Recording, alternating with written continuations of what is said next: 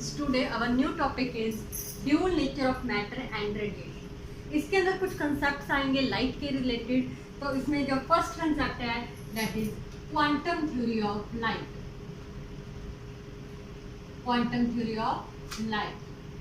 Quantum theory of light के अंदर एक नई थ्योरी थी जिसमें बोला गया कि जो लाइट होती है, लाइट जब स्ट्रेट लाइन में पड़ती है तो लाइट के अंदर छोटे छोटे पैकेट्स होते हैं एनर्जी के पैकेट्स होते हैं. और हर पैकेट को क्या बोला जाता है?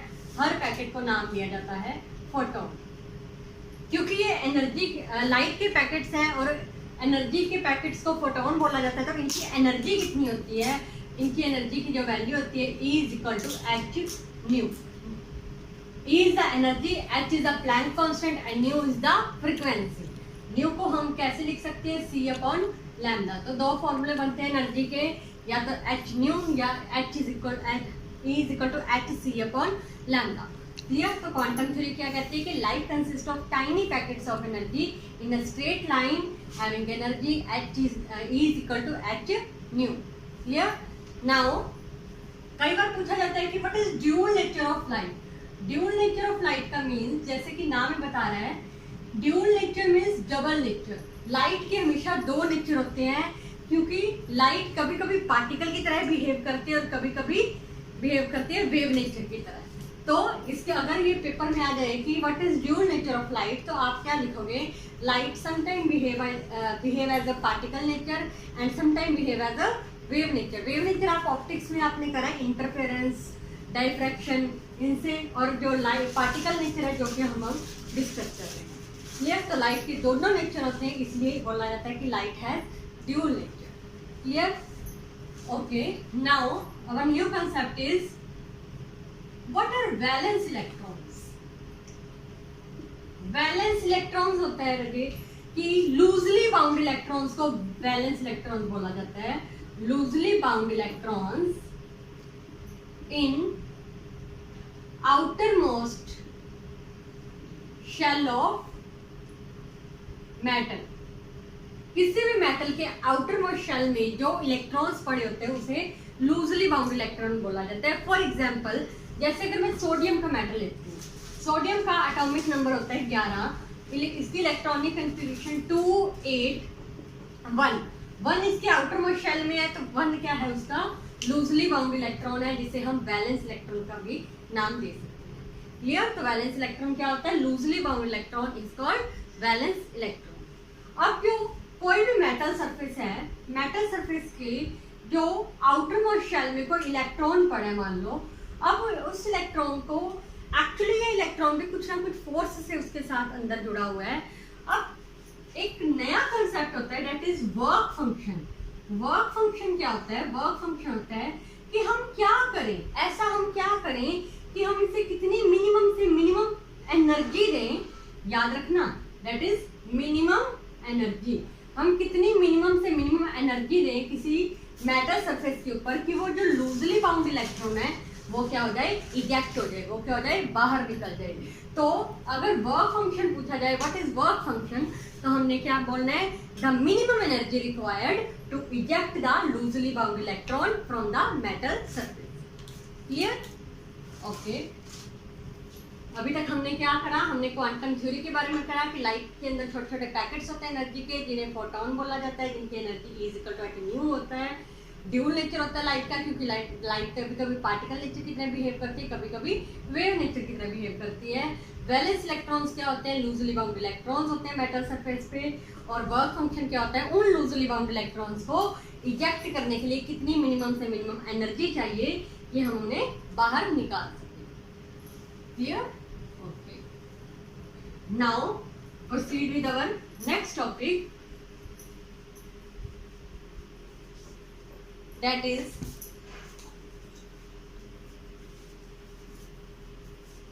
Electron emission. जैसे कि नाम ही बता रहा है, इलेक्ट्रॉन इमिशन मीन्स इलेक्ट्रॉन को इमिट करना. इमिट मीन्स बाहर निकालना. वो कौन कौन से तरीके हैं कि हम इलेक्ट्रॉन्स को बाहर निकाल सकें? अगर इलेक्ट्रॉन इमिशन के बारे में बोला जाए, the phenomena to eject the loosely bound electron is called electron emission. अब इसमें 4 मेथड्स होते हैं किसी भी इलेक्ट्रॉन को बाहर निकालने के। जो फर्स्ट मेथड है दैट इज थर्मोआयनिक इमिशन। थर्मोआयनिक इमिशन नाम से देखो, थर्मो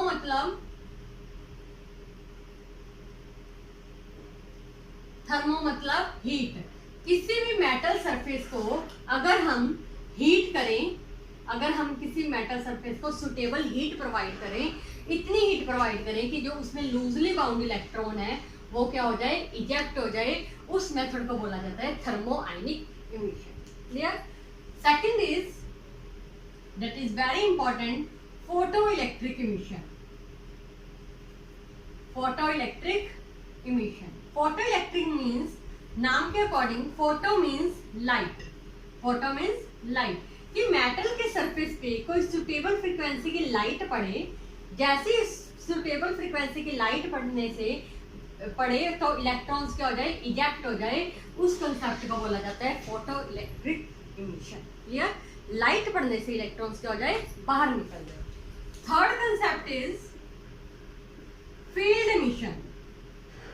फील्ड इमिशन जैसे कि नाम बता रहा है, फील्ड मींस इलेक्ट्रिक फील्ड में रख दिया जाए। अगर किसी मेटल के सरफेस को हम इलेक्ट्रिक फील्ड प्रोवाइड कर दें, इलेक्ट्रिक फील्ड प्रोवाइड करने से उसमें से क्या हो जाए, कोई भी इलेक्ट्रॉन क्या हो जाए, इजेक्ट हो जाए, उस कंसेप्ट को बोला जाता है field emission. And last is secondary emission. Secondary emission सभी ने पढ़ा है, पहले प्राइमरी होता है फिर सेकेंडरी होता है। ये है सेकेंडरी इमिशन। इसका मतलब है कि अगर मान लो कोई मेटल का सरफेस है, इसमें लूजली बाउंड इलेक्ट्रॉन पड़ा है अपने हमारे पास, अगर कोई फास्ट मूविंग इलेक्ट्रॉन आया, एक फास्ट मूविंग इलेक्ट्रॉन उस मेटल के सरफेस पे स्ट्राइक करा, जिसके कारण उस जो लूजली बाउंड इलेक्ट्रॉन पड़ा था उसे इतनी एनर्जी मिल गई कि वो इजेक्ट हो सके, उस कंसेप्ट को बोला जाता है सेकेंडरी इमिशन। क्लियर? जो इलेक्ट्रॉन पहले से पड़ा था उसे प्राइमरी इलेक्ट्रॉन बोलते हैं, जिस इलेक्ट्रॉन ने उसे बाहर निकाला, जो फास्ट मूविंग इलेक्ट्रॉन आया, उसे बोला जाता है सेकेंडरी इमिशन। क्लियर? इलेक्ट्रॉन को इमिट करने के लिए हमारे पास 4 मेथड थे। थर्मोआयनिक इमिशन मींस हीट देने से इलेक्ट्रॉन बाहर आ जाए, फोटो इलेक्ट्रिक मींस लाइट पड़ने से, सुटेबल फ्रीक्वेंसी की लाइट पड़ने से इलेक्ट्रॉन बाहर आ जाए, फील्ड इमिशन मीन उसे इलेक्ट्रिक फील्ड में रखा जाए तब इलेक्ट्रॉन बाहर आ जाए, and last is secondary emission, fast moving electron ने ही लूजली बाउंड इलेक्ट्रॉन को बाहर निकाला, उसे बोलते हैं इलेक्ट्रॉन इमिशन। क्लियर? ये 4 मेथड थे, हमने इलेक्ट्रॉन को इमिट करने के मेथड देखे। इसमें जो अपना सबसे इंपॉर्टेंट मेथड है that is photo electric emission, वो हम अब डिटेल में पढ़ने जा रहे हैं। Photo electric emission. अभी मैंने बोला फोटो इलेक्ट्रिक इमिशन मींस कि किसी भी मेटल के सरफेस पे सुटेबल फ्रीक्वेंसी की लाइट पड़ी। सुटेबल फ्रीक्वेंसी वर्ड लिखना बहुत जरूरी है, क्योंकि हर मेटल के सरफेस को अलग अलग फ्रीक्वेंसी की जरूरत होती है। तो कोई भी सुटेबल फ्रीक्वेंसी की लाइट पड़ी, लाइट पड़ने से, लाइट के अंदर क्या थे, लाइट के अंदर फोटॉन्स थे, छोटे छोटे पैकेट्स थे एनर्जी के। जैसे ही लाइट पड़ी तो लूजली बाउंड इलेक्ट्रॉन क्या हो जाएंगे, इजेक्ट हो जाएंगे। उस कंसेप्ट को हम क्या बोलते थे, फोटो इलेक्ट्रिक इमिशन। और जो इलेक्ट्रॉन्स बाहर निकलते हैं उन्हें बोला जाता है फोटो इलेक्ट्रॉन्स। क्लियर? जो इलेक्ट्रॉन्स लाइट पड़ने से बाहर निकलते हैं उन इलेक्ट्रॉन्स को बोला जाता है फोटो इलेक्ट्रॉन्स। और अब हम इसे डिटेल में किस तरह से इसका एक्सपेरिमेंटल स्टडी करी गई वो हम पढ़ने जा रहे हैं। सबसे पहले हम एक इवैक्यूएटेड ग्लास की ट्यूब लेते हैं।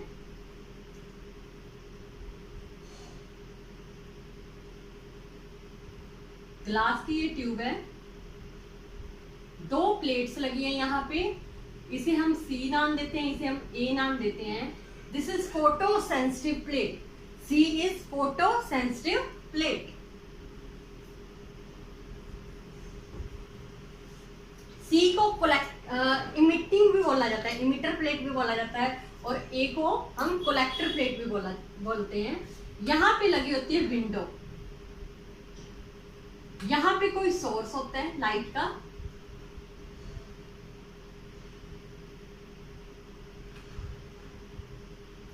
कोई भी सोर्स है।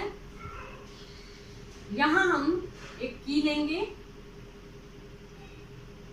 बैटरी,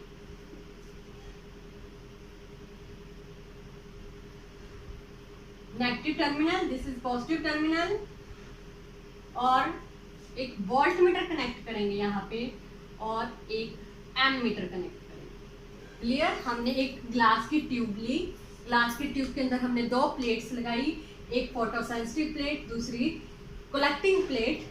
इसे हम कैथोड की तरह रिएक्ट करता है, ये एनोड की तरह रिएक्ट करता है। यहाँ पे एक विंडो लगी होती है, डब्ल्यू विंडो, क्वार्ट्ज ग्लास की बनी होती है। यहाँ पे एक सोर्स लिया है, यहाँ पे माइक्रो एमीटर, आपको पता है एमीटर का काम क्या होता है, करंट को मेजर करना। वोल्ट मीटर लगा है, ये बैटरी है, ये नेगेटिव टर्मिनल है, ये पॉजिटिव टर्मिनल है, एंड दिस इज की। क्लियर? अब होता क्या है फोटो सेंसिटिव में, जैसे ही सोर्स के अंदर लाइट, सोर्स से लाइट पड़ती है किसी भी फोटो सेंसिटिव प्लेट के अंदर ऊपर, जैसे ही लाइट सोर्स से फोटो सेंसिटिव प्लेट के ऊपर लाइट पड़ती है, अब हमने पढ़ा है कि लाइट के अंदर क्या होते हैं, छोटे छोटे पैकेट्स होते हैं एनर्जी के, मींस फोटॉन्स होते हैं। जैसे ही फोटॉन्स किसी मेटल के सरफेस पे पड़ते हैं तो क्या होता है, इलेक्ट्रॉन्स इमिट होंगे, क्योंकि मैंने अभी अभी फोटो इलेक्ट्रिक इमिशन के बारे में बताया था कि लाइट पड़ने से क्या होते हैं, इलेक्ट्रॉन इमिट होते हैं। अब इस मेटल की प्लेट के ऊपर लाइट पड़ी, लाइट के अंदर फोटॉन्स थे जिन्होंने क्या करा, इलेक्ट्रॉन्स को इमिट करा। वो इलेक्ट्रॉन्स किसकी तरफ जाना स्टार्ट कर देंगे, एनोड की तरफ जाना स्टार्ट कर देंगे। वैसे भी यहाँ पे पॉजिटिव टर्मिनल है तो वो इस तरफ ही आएंगे, इलेक्ट्रॉन ज्यादा नेगेटिव चार्ज, वो पॉजिटिव की तरफ आएंगे। क्लियर? एक बात हमेशा माइंड में रखना कि जैसे कि लाइट के अंदर फोटॉन्स होते हैं तो एक फोटोन हमेशा एक इलेक्ट्रॉन इमिट करता है। अब जितने फोटॉन्स पड़ेंगे उतने ही क्या होंगे, इलेक्ट्रॉन इमिट होंगे। क्लियर? अब ये इलेक्ट्रॉन इसकी तरफ जा रहे हैं, यहाँ पे लगा हुआ था माइक्रो एमीटर। उन्होंने देखा एक्सपेरिमेंट में कि जैसे ही, अब हमने क्या इसमें रिसर्च करना था फोटो इलेक्ट्रिक करंट के बारे में कि क्या सचमुच लाइट पड़ने से करंट प्रोड्यूस होता है। तो हमने कैसे देखा, हमने यहाँ पे सोर्स लिया, सोर्स से जैसे ही लाइट पड़ी, लाइट के अंदर फोटॉन्स थे, फोटॉन्स ने इलेक्ट्रॉन्स को इमिट करा, और यहाँ पे जो माइक्रो एमीटर था, दिस शो द डिफ्लेक्शन। जैसे डिफ्लेक्शन शो करने लगा, इसका मतलब इसके अंदर करंट बनना स्टार्ट हो गया। क्लियर? तो यहाँ से पता चला कि लाइट से क्या प्रोड्यूस होता है, करंट, और जो करंट प्रोड्यूस होता है उस करंट को क्या बोला जाता है, फोटो इलेक्ट्रिक करंट। और जो ये इलेक्ट्रॉन्स थे इन्हें क्या बोला जाता है, फोटो इलेक्ट्रॉन्स। क्लियर? इन समरी अगर एक लाइन में बताना चाहूँ कि लाइट पड़ी, लाइट के अंदर फोटॉन्स थे, फोटॉन्स ने इलेक्ट्रॉन्स को इमिट करा, इलेक्ट्रॉन्स इमिट हुए तो क्या प्रोड्यूस हुआ, करंट। क्लियर? नाउ दो कंसेप्ट होते हैं, एक होता है इंटेंसिटी और एक होता है फ्रीक्वेंसी। मोस्टली बच्चे इनमें कंफ्यूज होते हैं, तो ध्यान रखना, मैं पहले से ही बता दूं। इंटेंसिटी का मीन्स होता है नंबर ऑफ फोटॉन्स, कितने फोटॉन्स गिर रहे हैं, दैट इज इंटेंसिटी। और फ्रीक्वेंसी का मतलब होता है स्पीड ऑफ फोटॉन्स, कि फोटॉन्स गिर रहे हैं, कितनी स्पीड से गिर रहे हैं, दैट इज फ्रीक्वेंसी। अब हम कुछ टॉपिक्स करेंगे इंटेंसिटी और फ्रीक्वेंसी से रिलेटेड, कुछ ग्राफिकल मेथड्स करेंगे, करंट और इनका रिलेशन। तो स्टार्ट करते हैं।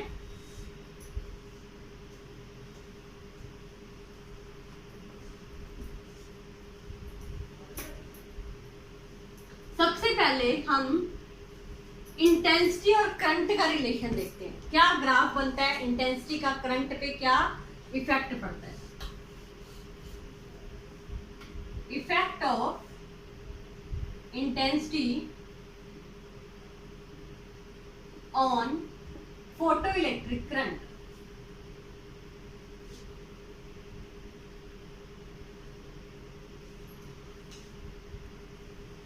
Effect of intensity on photo electric current, actually जैसे कि मैंने अभी बोला, देखो इंटेंसिटी का मतलब क्या था, नंबर ऑफ फोटॉन्स। लाइट पड़ी मेटल के सरफेस पे, लाइट के अंदर क्या थे, फोटॉन्स। जैसे ही जितने ज्यादा फोटॉन्स मींस जितनी ज्यादा इंटेंसिटी, जितने ज्यादा फोटॉन इंटेंसिटी इंक्रीज तो क्या होंगे, इलेक्ट्रॉन्स इंक्रीज होंगे। ज्यादा फोटॉन पड़े तो इलेक्ट्रॉन ज्यादा इमिट होंगे, इंटेंसिटी ज्यादा तो इलेक्ट्रॉन ज्यादा। अगर इलेक्ट्रॉन्स ज्यादा इमिट होंगे तो क्या प्रोड्यूस होएगा? करंट। तो करंट भी क्या हो जाएगा?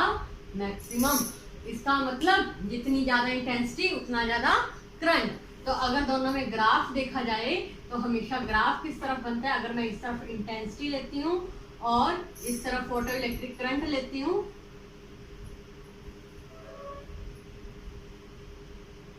तो दोनों में ग्राफ एक स्ट्रेट लाइन ग्राफ बनेगा, बिकॉज इंटेंसिटी और करंट हमेशा क्या होते हैं? Directly proportional. Clear? Intensity is directly proportional to photo electric current. Is it clear? Okay. Now जैसे कि हमने अभी अभी इंटेंसिटी का रिलेशन देखा, इंटेंसिटी का इफेक्ट देखा करंट के ऊपर, अब हम पोटेंशियल का इफेक्ट देखते हैं करंट के ऊपर।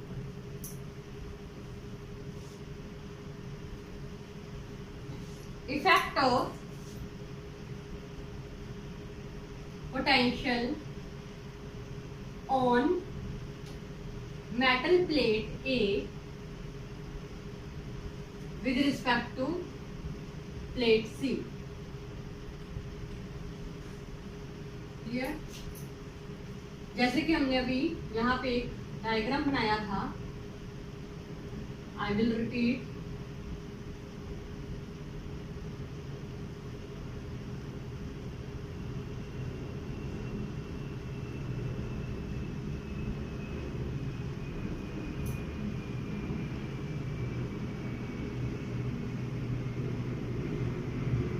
यहाँ पे माइक्रोमीटर था, ये प्लेट C थी, ये प्लेट A थी, यहाँ पे विंडो लगी हुई थी, सोर्स था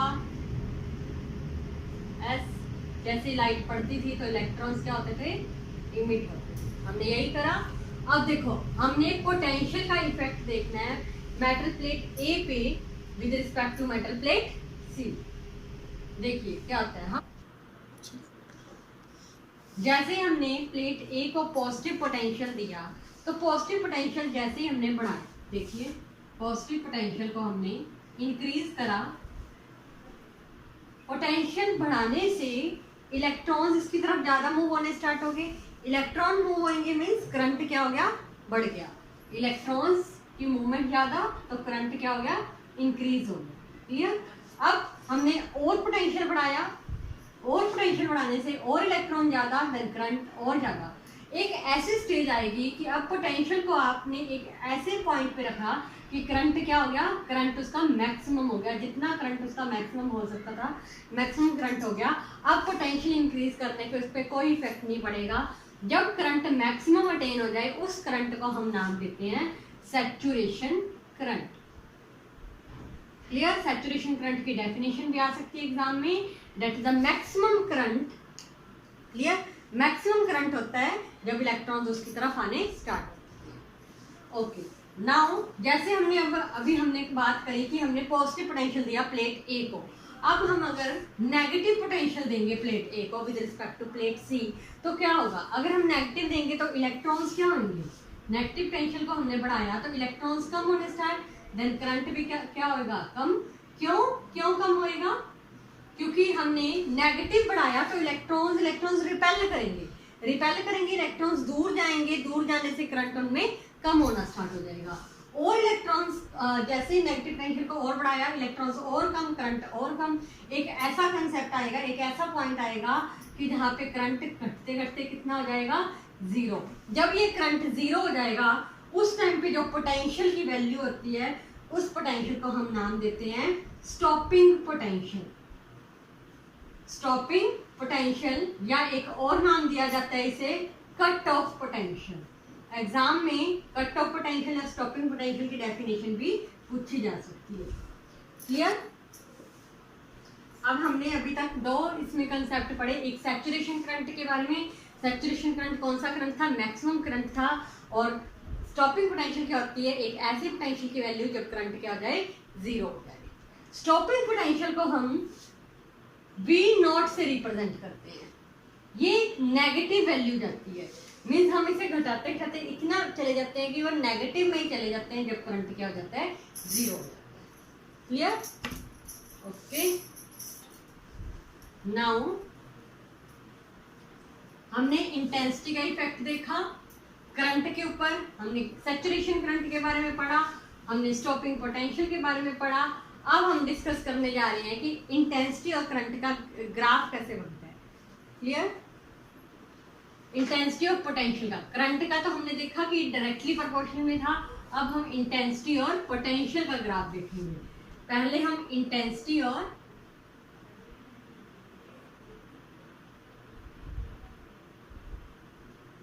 पोटेंशियल का ग्राफ देखेंगे, फिर हम फ्रीक्वेंसी और पोटेंशियल का ग्राफ देखेंगे। ये देखिए इंटेंसिटी और पोटेंशियल का ग्राफ किस तरह बनेगा। हमने एक ग्राफ लिया,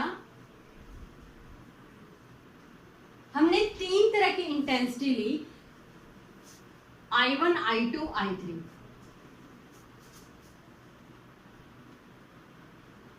मान लो I3 बहुत ज्यादा है, I2 उससे कम, I1 उससे कम। 3 तरह की इंटेंसिटी ली। तीनों इंटेंसिटी का अगर ग्राफ देखा जाए, अगर हम इस तरफ पोटेंशियल लेते हैं, क्योंकि ये 0 शो कर रहा है तो स्टॉपिंग पोटेंशियल मैंने अभी बताया कि नेगेटिव में जाती है। स्टॉपिंग पोटेंशियल कुछ इस तरफ जाएगी, इधर की तरफ। क्लियर? तो ग्राफ देखा गया तो कुछ ऐसे आया।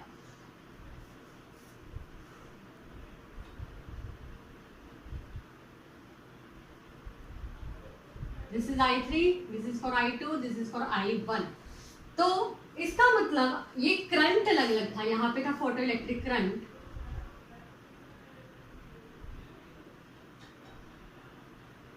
अब समझिए ग्राफ को। हमने 3 तरह की इंटेंसिटी ली, तीनों इंटेंसिटी में नंबर ऑफ फोटोन, अगर फोटोन्स ज्यादा है कम है, इसमें कम है तो ऑब्वियसली करंट क्या होगा, कम। हमने अभी पढ़ा था इंटेंसिटी करंट पे डिपेंड करती है। इसमें करंट कम, वैल्यू कम, इसमें उससे ज्यादा, इसमें उससे ज्यादा। क्लियर? अब तीनों में करंट की वैल्यू अलग है। स्टॉपिंग पोटेंशियल का ग्राफ देखा गया तो तीनों ही एक पॉइंट है। इसका मतलब इंटेंसिटी को कोई फर्क नहीं पड़ता, ज्यादा हो कम हो, स्टॉपिंग पोटेंशियल की वैल्यू क्या है इनके लिए सेम।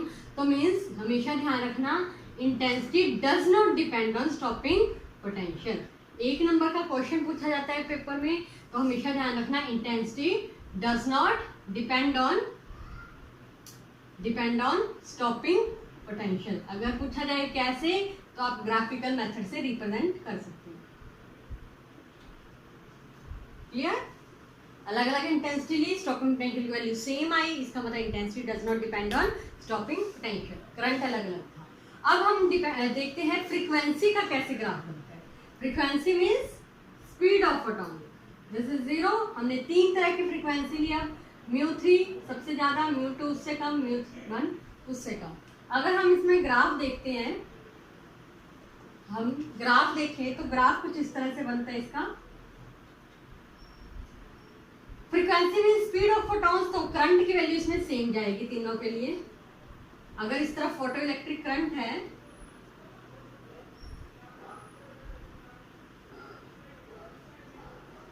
और इस तरफ हम पोटेंशियल ले रहे हैं, तीनों में फ्रीक्वेंसी की वैल्यू सेम जा रही है, बट स्टॉपिंग पोटेंशियल की वैल्यू तीनों में अलग अलग गई। दिस इज फॉर μ3, μ1 और μ2 तीनों के लिए। और ये जो वैल्यू थी, हमेशा ध्यान रखना, this is V01, V02, this is V03। Mean stopping potential की वैल्यू अलग अलग आई। ये आई फर्स्ट वाले के लिए, फर्स्ट फ्रीक्वेंसी जो सबसे कम थी। जिसकी कम थी उसकी कम नेगेटिव में गई, जिसकी उससे ज्यादा फ्रीक्वेंसी थी उससे ज्यादा नेगेटिव में गई, जिसकी ज्यादा सबसे ज्यादा फ्रीक्वेंसी थी उसकी और ज्यादा नेगेटिव में पोटेंशियल गई। मीन्स तीनों फ्रीक्वेंसी अलग अलग लेने से तीनों की वैल्यू अलग अलग आई। इसका मतलब frequency depend on stopping potential. Clear? दोनों ग्राफ से हमें ये क्लियर हुआ। इसमें क्या थी, करंट की वैल्यू अलग सेम थी। This is saturation current. तीनों में करंट की वैल्यू हमने सेम ली, फ्रीक्वेंसी क्या हुई, तीनों के लिए अलग अलग आई। तो means frequency depend on stopping potential, but intensity में सेम वैल्यू हुई। Means intensity does not depend on stopping potential. Clear? So note down.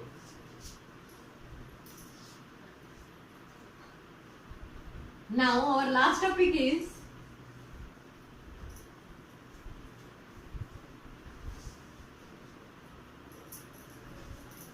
Laws of photo electric emission, laws of photo electric emission.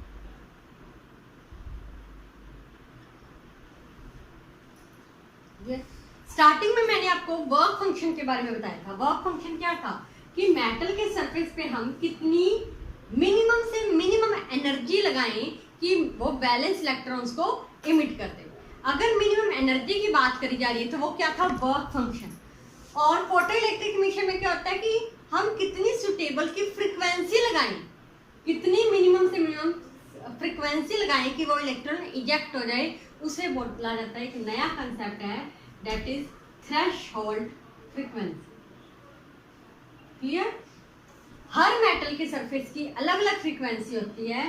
मान लो ये metal surface है, अब हमने suitable frequency लगाई। मान लो इस मेटल सरफेस के इलेक्ट्रॉन्स को इमिट करने के लिए हमें कुछ भी एक वैल्यू है, उतनी वैल्यू की अगर हम एनर्जी देंगे, उतने वैल्यू की फ्रीक्वेंसी डालेंगे तभी इलेक्ट्रॉन बाहर आएगा, और उससे अगर कम डालेंगे तो इलेक्ट्रॉन बाहर नहीं आएगा। तो उस फ्रीक्वेंसी को क्या नाम दिया जाता है, थ्रेशोल्ड फ्रीक्वेंसी।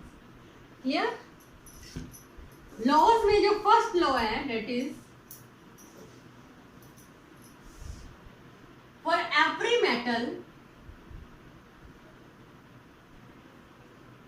हर एक मेटल के लिए, जैसे कि मैंने अभी प्रूव करा था कि intensity is directly proportional to photo electric current. तो this is the first law, for every metal intensity is directly proportional to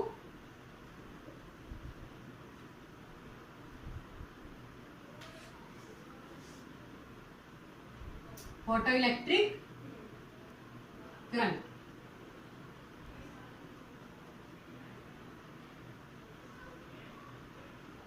clear? Second law क्या कहता है इसका? सेकंड लॉ कहता है कि फॉर एवरी मेटल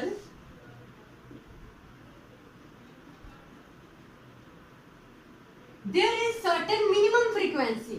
हर एक मेटल के लिए एक मिनिमम फ्रीक्वेंसी अलॉट करी गई है कि उस इलेक्ट्रॉन को बाहर निकालना है। उस फ्रीक्वेंसी को क्या नाम दिया जाता है, थ्रेशोल्ड फ्रीक्वेंसी, जो कि मैंने अभी अभी बताया। For every metal there is minimum suitable frequency